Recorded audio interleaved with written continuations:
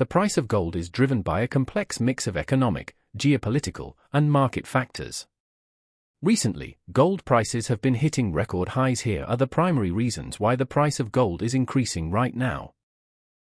1. Central bank buying the biggest driver. This is arguably the most significant factor in the current rally. Diversification away from the dollar. Many central banks, particularly in countries like China, India, and Turkey, are aggressively buying gold to diversify their foreign exchange reserves away from the US dollar. This is partly a geopolitical move to reduce reliance on a currency that could be used as a political tool. Hedging against risk. For these nations, gold is a safe asset that isn't a liability of any single country, providing a hedge against global financial instability.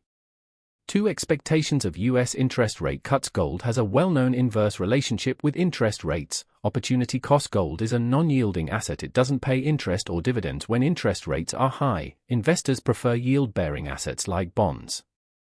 Weaker dollar. The prospect of lower rates tends to weaken the US dollar. Since gold is priced in dollars, a weaker dollar makes it cheaper for international buyers to purchase, which drives up demand and price.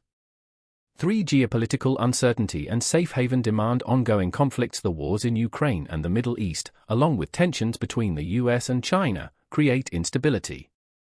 Investors flock to gold because it tends to hold its value during wars, political turmoil, and economic crises, unlike currencies or stocks which can be more volatile. For inflation and economic concerns. Hedging against inflation. Even though inflation has cooled from its peak, many investors buy gold as a hedge against the erosion of purchasing power. They see it as a store of value when the cost of living rises. 5. Retail investment and momentum. Physical demand. Strong demand for gold bars and coins from retail investors in Asia.